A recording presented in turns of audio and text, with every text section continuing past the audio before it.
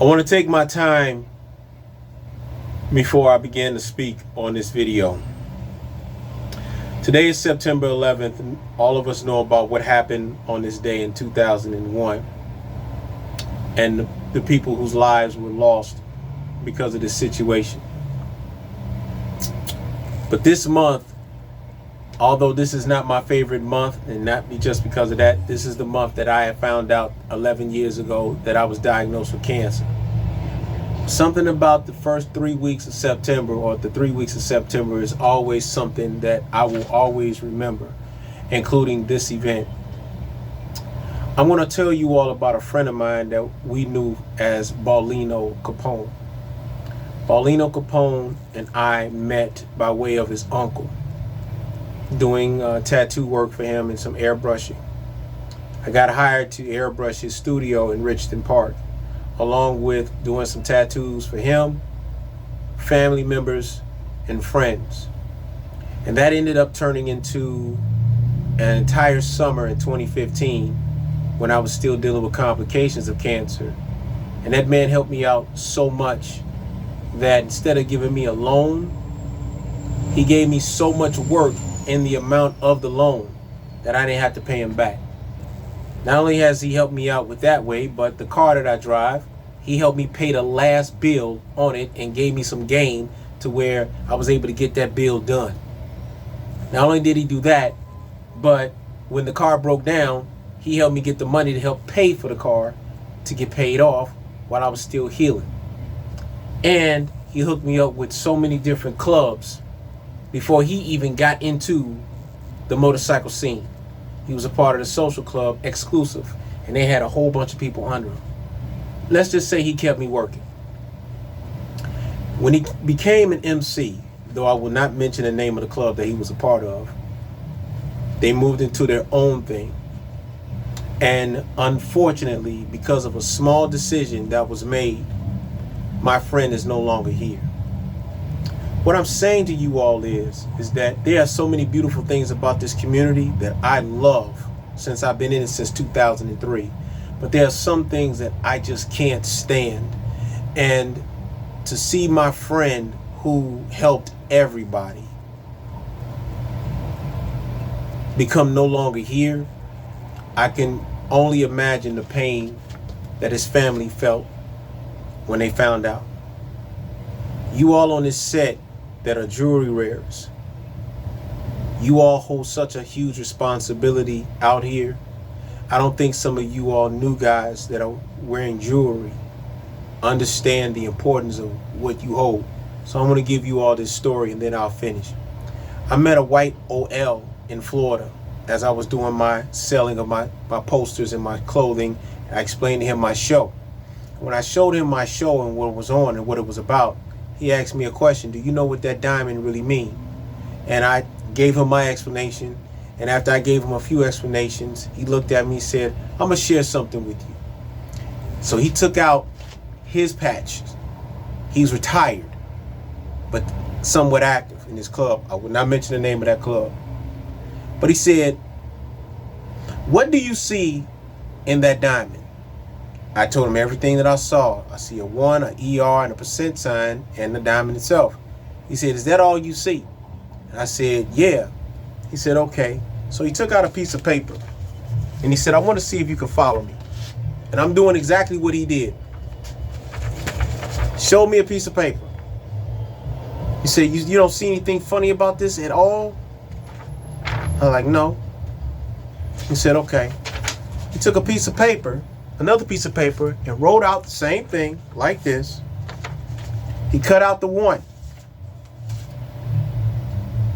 He said, you don't see nothing yet? I said, no. He took out the ER. See anything? Nope. Took out the percentage. He said, you still don't see it? It's like, no. And so he ended up taking some tape. I got a stapler. And he did this. Took the diamond. Took the 1. Taped it. I'm stapling it. So he still don't see nothing. I was like, no. Then he took the ER and a percent sign, and he did this. I'm stapling everything. I'm hoping you all catch this.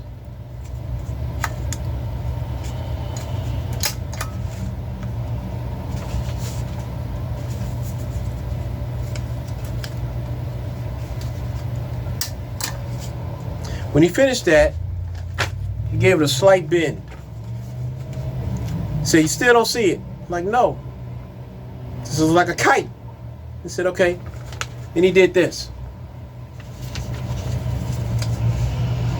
So what does that look like to you? And I said with a question, a graduation cap? He said, that's exactly what it is. What you all don't get, those who wear diamonds, or like I say, for those of you that go to the jewelry store, you are representing someone that graduated from one level of this lifestyle to the next. You represent scholarship. You represent intelligence. You represent a sense of knowledge. And at any time, wherever you at, you know how to represent this lifestyle to the absolute fullest when you wear that jewelry on your vest. This is the miseducation that you all who wear jewelry don't understand. You're not Superman. That vest, that patch does not make you Superman. It makes you somebody. But what you all didn't get in the memo was it makes you somebody who can go anywhere at any place at any time and display the best of what your club is supposed to be about. This is what you outlaws are not understanding anymore. That's why you all get in trouble as much as you all do.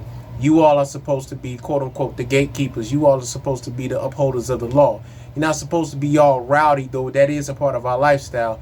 But at some point, you are supposed to be that which people aspire to become.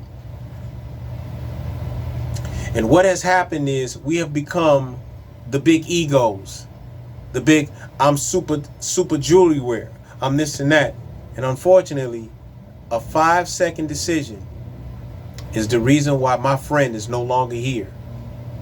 Think about this to my jewelry wearers. When you all go out and you all out in different territories and you all get into it with your so-called brothers, and you may walk home, you may walk away from the situation, and you may go home at night to your family, but your brother is sitting inside of a steel bed with a cover over his face, and somebody got to go to his family and tell him or tell them, tell his wife, tell his children, his loved ones, that he's no longer here with us because of a 5-second decision that could have been thought out more thoroughly. I say this to all of you all who wear jewelry. You all are important because of what you represent. Think about your next move so that it is your best move and not the last thing that you do.